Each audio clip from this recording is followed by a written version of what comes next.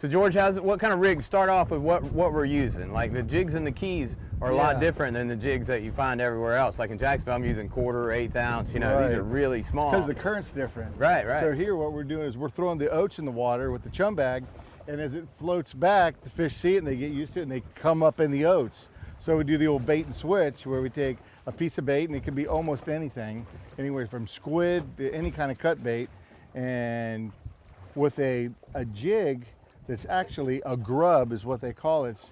It's a 32nd of an ounce. And so we do that, and what that does is it makes it drift back and sink about the same speed as the oats and the sand and the chum that you mix up.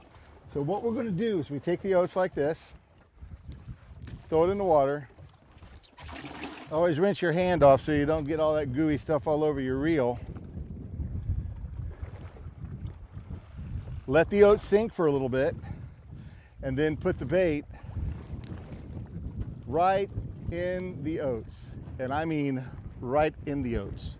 Not 3 feet to the left or the right, it's got to be right in it.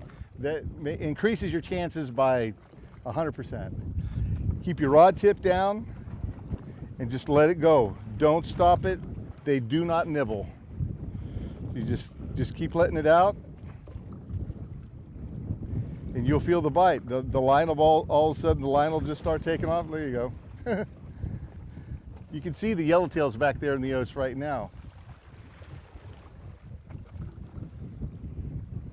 You just let it keep going.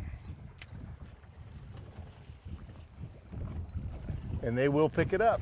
Just like that. And all you do is you get some guy, big strong guy to come wind it in for you. Yeah, but here's what he's not telling you.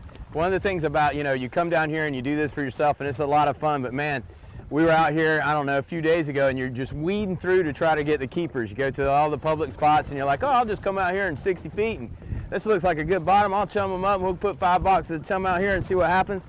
It helps a lot when you have somebody like George that can come out here and put you on these big yellowtail like this. I mean, we haven't caught any that were too small to keep yet, and man, that's what it's all about. But we got a blue runner that time. And sometimes that happens. The runners come in and it was a yellowtail. It was a yellowtail before you handed it off?